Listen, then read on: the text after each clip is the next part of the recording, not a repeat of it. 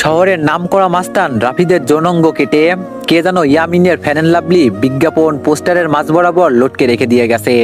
পুরো শহরকে যেন তাক লাগিয়ে দিয়েছে এই বিষয়টা। সবাই রাস্তার মাঝে জড়সড় হয়ে বিজ্ঞাপন পোস্টের দিকে অবাক দৃষ্টিতে তাকিয়ে আছে। কার এত ক্ষমতা বা বুকের পাটা যে রাফিদের মতো মাস্তানের এমন দুর্দর্শ অবস্থা করেছে। আমি কলেজের দিকেই যাচ্ছিলাম, কিন্তু মানুষের হট্টগোল দেখে সেখানেই দাঁড়িয়ে গেলাম। একজন মানুষ থেকে জিজ্ঞেস করলাম, ভাই কি হয়েছে এখানে? লোকটি বলল, আরে ভাই দেখছেন না কি হয়েছে? শহরের নামকরা মাস্তান রাফিদের যৌনাঙ্গ কেটে কে যেন লটকে রেখেছে ফেয়ার অ্যান্ড লাভলি পোস্টারের মাঝে। শুধু তাই নয়, যে এমন করেছে তার একটা নামের ক্লোন ছেড়ে দিয়ে গেছে, যেটাতে লেখা আছে মাফিয়া গার্ল। লোকটার কথা শুনে থমথম খেয়ে গেলাম, কিন্তু লোকটাকে বুঝতে দিলাম না। ভাই কে এই মাফিয়া গার্ল? তার বিষয়ে কোনো কিছু জানেন কি? লোকটি বলল, ভাই তার বিষয়ে আমি কেন, শহরের ডিবি পুলিশরাও তার কোনো খোঁজ বের করতে পারিনি। এমন ডেঞ্জারাস এই মাফিয়া গার্ল। আগের বারও লোকাল থানার ওসিকে এই অবস্থা করে মেরেছিল। আমি বললাম, ভাই তাহলে তো অনেক খাতারনাক এই মানুষ, এই মাফিয়া গার্ল। লোকটি বলল, হ্যাঁ অনেক খাতারনাক সে। এবার আমি চললাম ভাই, কখন তার কানে পৌঁছে যায় যে আমি তাকে নিয়ে কথা বলছি। পরে সে আমারও এমন ভয়ঙ্কর অবস্থা করবে। ভাই মাপও চাই, দোয়াও চাই। এমন বিভৎসভাবে মরার কোনো ইচ্ছা নেই আমার। তবে শেষ একটা কথাই বলি, মাফিয়া গার্ল যেটা করেছে সেটা একদম ঠিক করেছে। কারণ এই রাফিদ অনেক অত্যাচার করেছে শহরের মানুষকে। এই জালিমের মজা বুঝিয়েছে মাফিয়া গার্ল। লোকটা চলে গেল, আমি এখনো সেখানেই দাঁড়িয়ে আছি। আমার মাথায় খালি একটা জিনিসই ঘুরপাক খাচ্ছে, যে এমনটা করেছে তার আসলে অনেক বড় বুকের পাঠা। কে এই মাফিয়া গার্ল? না, এই মাফিয়া গার্লের সাথে আমি দেখা করব। তখনই কলেজ ফ্রেন্ড শামিম কল দিল। কিরে বেডা কই রে তুই? তাড়াতাড়ি কলেজে আয়। আমি বললাম, কেন কিছু হয়েছে নাকি? শামিম বলল, তুই কি রাফিদের বিষয়ে কিছু শুনিসনি?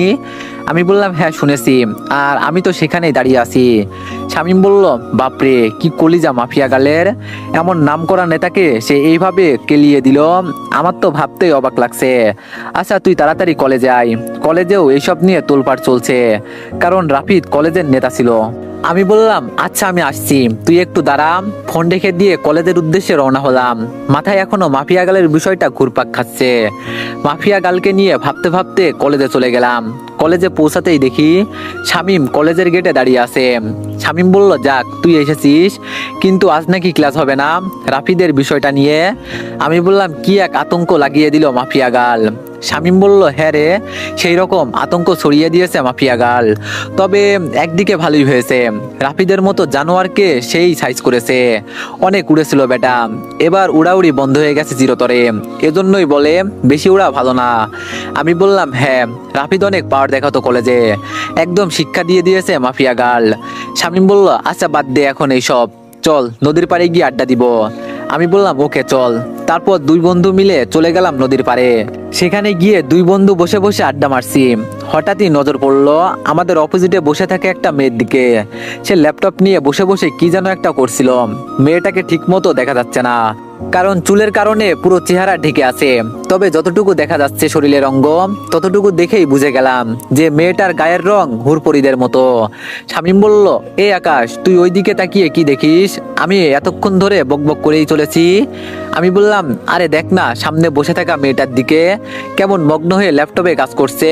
শামিম বলল, আরে এ তো আমাদের কলেজের রামিসা, যে কিনা কলেজের টপার, সবসময় পড়ালেখা নিয়ে মগ্ন থাকে। এখনো নিশ্চয় ল্যাপটপে পড়ালেখা নিয়ে গবেষণা চালাচ্ছে। আমি বললাম, শামিম তুই একটা জিনিস লক্ষ্য করেছিস মেয়েটার? তার চুলগুলো কত লম্বা লম্বা, আর গায়ের রংটাও পুরো দুধে আলতা।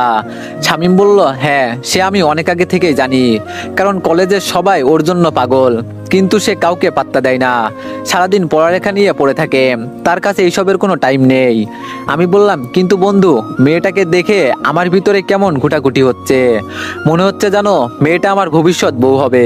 শামিম হাসতে হাসতে বলল, সেই স্বপ্ন কোনোদিনই পূরণ হবে না তোর, কারণ আমাদের মতো ছাগলের কপালে এইসব মেয়ে কখনোই জুটবে না।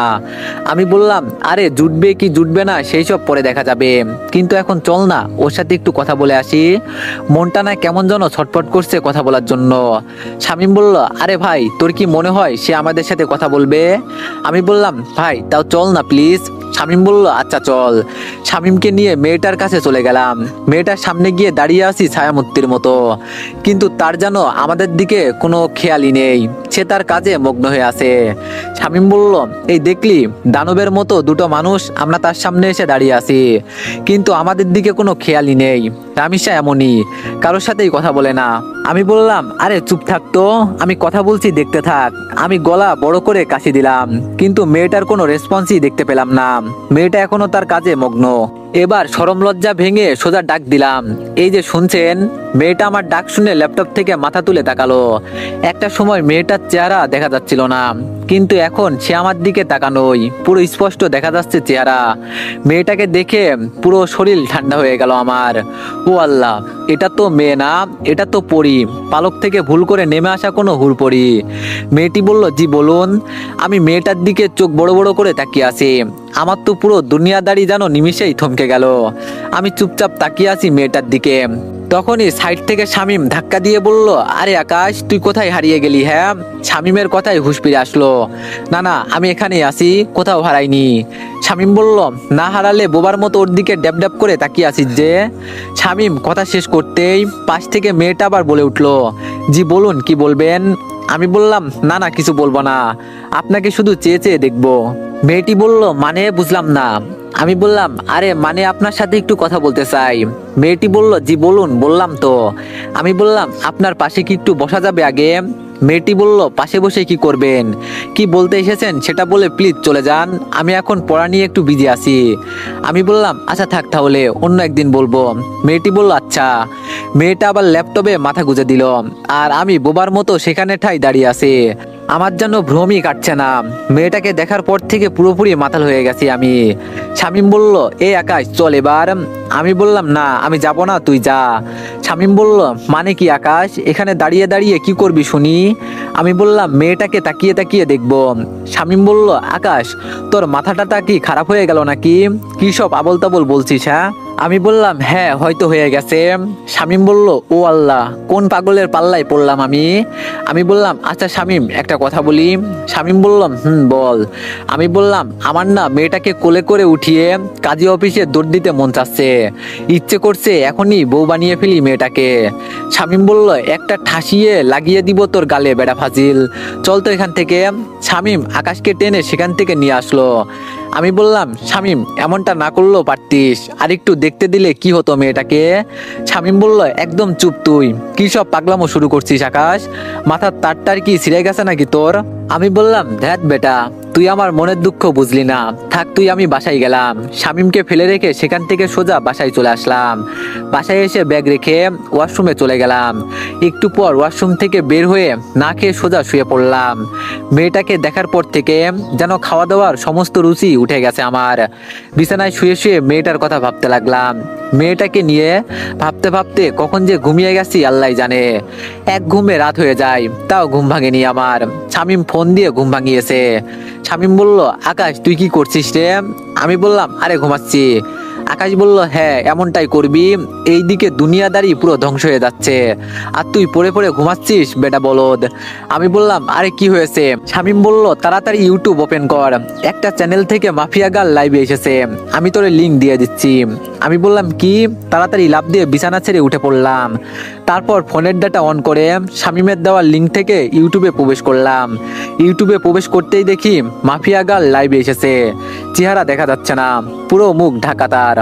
আর তার থেকে বড় কথা, মেকানিক্যাল একটা অটো ভয়েস থেকে সে লাইভে এসেছে।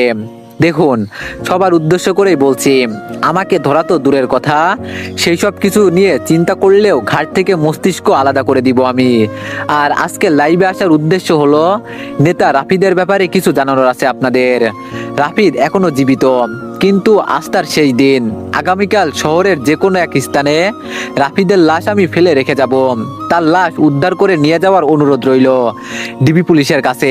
আর সর্বশেষ আমি আবারও বলছি, মাফিয়া গালের সন্ধান কেউ করতে যাবেন না, তাহলে কিন্তু রক্তের বন্যা বয়ে যাবে দেশে। তারপর ধুম করে লাইফ কেটে দিল। আমি মাফিয়া গালের সাহস দেখে অবাক হয়ে যাচ্ছি। না, মাফিয়া গালকে যে করেই হোক আমি খুঁজে বের করব।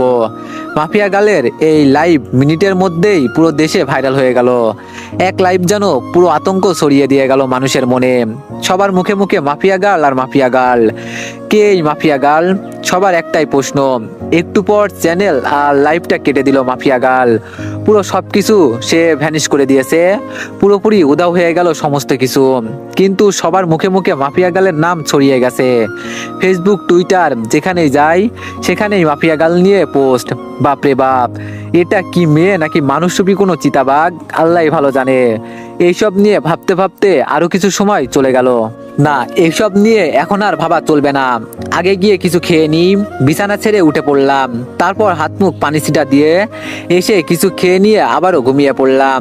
সকালবেলা ঘুম ভাঙলো ফোনের আওয়াজে। কে যেন কিছু একটা মেইল করেছে। ঘুমের ঘরে ফোনটা হাতে নিয়ে মেইলটা ওপেন করলাম। দেখলাম একটা ভয়েস মেইল। ভয়েসটা প্লে করলাম। প্লে করতেই আমার পুরো হুশ উড়ে গেল। আমি এক লাফ দিয়ে সোজা বিছানা ছেড়ে উঠে দাঁড়িয়ে গেলাম। মাফিয়া গালে সেই ভয়ঙ্কর আওয়াজে কেউ আমায় মেইল করেছে। তো এভরিওয়ান, গল্পটি কেমন হয়েছে সবাই একটু কমেন্টে জানাবেন। আর যদি ভালো লেগে থাকে তাহলে সবাই একটু বেশি বেশি লাইক আর একটা করে কমেন্ট করে দিয়েন। ধন্যবাদ।